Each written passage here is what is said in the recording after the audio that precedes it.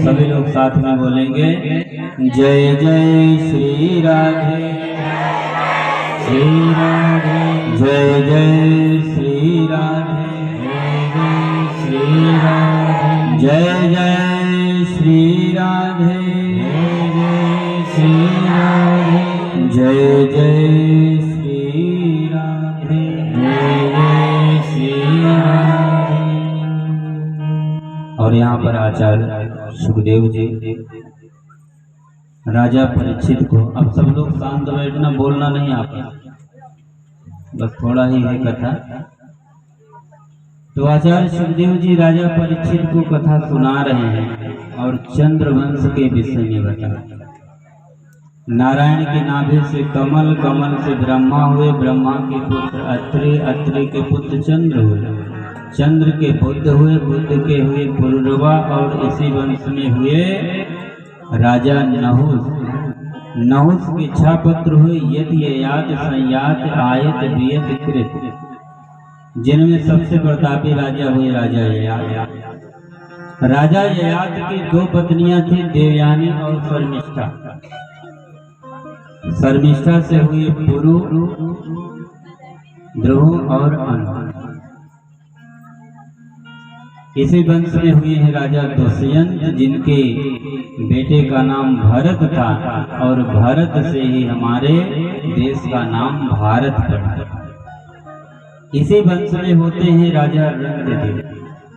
राजा रंगदेव इतने धर्मनिष्ठ राजा थे कि भगवान से प्रार्थना किए कि प्रभु मैं मनुष्य मात्र के हृदय में रहना चाहता हूँ, मनुष्य अपने सुख को भोगे और उसके कष्ट को मैं भोगना चाहता हूँ। इतने धर्मनिष्ठ राजा रंगदेव के समय में एक बार अकाल पड़ गया, और अकाल इतने लंबे समय तक रहा कि प्रजा को देते देते सारा धन खत्म हो गया, अन्न खत्म हो गया, और अंत में 1 पाव चावल बचा। रंगदेव महाराज ने कहा कि महारानी से इसको बनाकर भगवान को भोग लगाएं। और जैसे ही बनाकर तैयार किया, एक ब्राह्मण द्वार पर आए, बोले कि महाराज मैं बहुत भूखा हूँ, तो वह चावल भेज। कहा कि देवी जल से भोग लगा। और जब जल से भोग लगाना हुआ तो एक चांडाल आया, उसके साथ कई कुत्ते थे। बोले कि महाराज मैं भी प्यासा हूँ, मेरे कुत्ते भी बहुत प्यासे हैं। जल भी दे दिया, और महाराज के इतने त्याग को देखकर ये ब्राह्मण के वेश में, चांडाल के वेश में भगवान स्वयं आए थे और प्रकट हुए। अकाल मिटा और घनघोर वर्षा हो गई।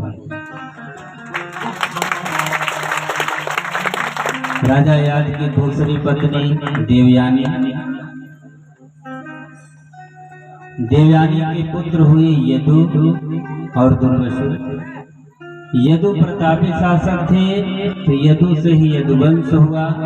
आगे चलकर किसी वंश में हुए देववीर नाम के राजा। देववीर नाम के राजा के 2 पत्नियां थी।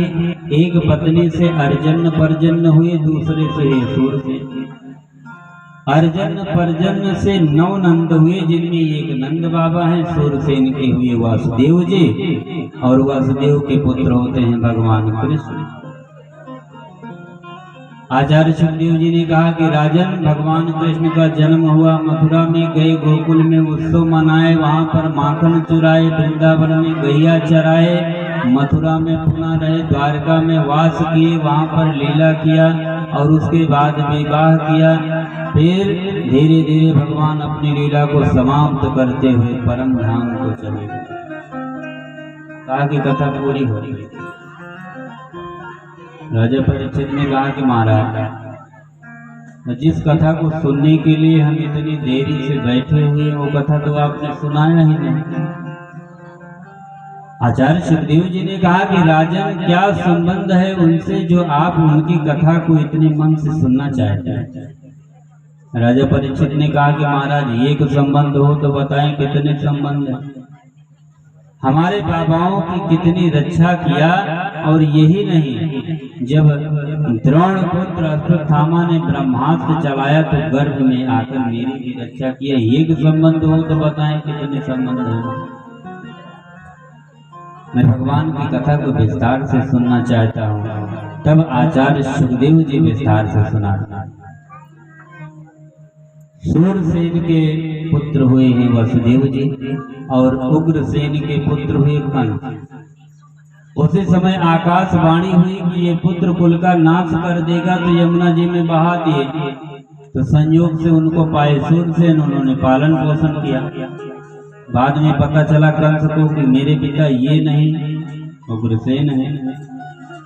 जाकर वहां पर रहा, जाकर तप किया, भगवान भोलेनाथ को प्रसन्न किया, कई राक्षसों को अपनी सेना में मिलाया और आकर वहां पर रहने लिया लगा। पिता को कारागृह में डाल दिया, स्वयं गद्दी पर बैठ गया। प्रजा त्राही त्राही करने लगी कि राजा बहुत दुष्ट है। अरे जो अपने बाप का नहीं हुआ वो हमारा क्या होगा। प्रजा ने ऐसा कहा कि ये तो बहुत अत्याचारी है। तो अपने कार्य को ठीक करने के लिए अपनी चचेरी बहन देवकी का विवाह अपने पुत्र वसुदेव से करते हैं। तो जनता प्रशंसा करने लगी कि हमारे राजा का स्वभाव नारियल की तरह है, ऊपर से कड़क है लेकिन अंदर से नरम है, अच्छे राजा। तो कंस ने सोचा कि थोड़ा सा और क्रेडिट बना ले, रथ को भी हाँकने लगा। तो देवताओं ने सोचा कि इसका ढोंग तो तोड़ना ही पड़ेगा। आकाशवाणी किया कि जिसको तुम लेकर जा रहे हो उसका 8वां गर्भ तुम्हारा काल होगा। उसी समय उतरा, देवकी का केस पकड़ा, मारने को तैयार हुआ। सब समझ गए कि ये ढोंगी है, ये गलत ही करेगा। तो यहाँ पर वसुदेव जी ने वचन दिया कि महाराज आपको देवकी से कोई खतरा नहीं, इसके पुत्र से खतरा है। पुत्र होगा तो मैं आपको लाकर दे दूंगा। और इधर फिर भी देवकी वसुदेव को कारागृह में डाल दिया। पहला पुत्र हुआ तो उसको मारा, दूसरा, तीसरा, चौथा, पांचवा, छठा पुत्र आया तो नहीं मार सका। राजा परीक्षित ने कहा कि महाराज ये बताएं कि बलराम जी को देवकी और रेहुणी दोनों का पुत्र क्यों कहा जाता है। तो सुखदेव जी ने महाराज ने कहा कि जब बलराम जी देवकी के गर्भ में आए तो माया ने देवकी के गर्भ से रोहिणी के गर्भ में भेज दिया, जिसलिए दोनों माताओं के पुत्र कहे जाते हैं बलराम। अब 7वें नंबर पर भगवान को आना है। भगवान को आना और इधर देवता लोग त्राही त्राही कर रहे हैं कि पाप बढ़ता जा रहा है। ब्रह्मा जी के पास गए और सभी जितने भी देवता हैं सब लोग निवेदन करते हैं कि प्रभु आपका आगमन जल्द ही हो, आप आए, इस धरा के भार को कम करें।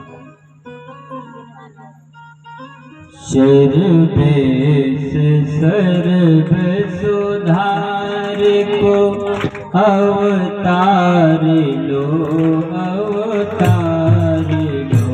सर्वेश सर्व सुधार को अवतार लो, अवतार लो। सर्वेश सर्व सुधार को अवतार लो, अवतार लो। सर्वेश सर्व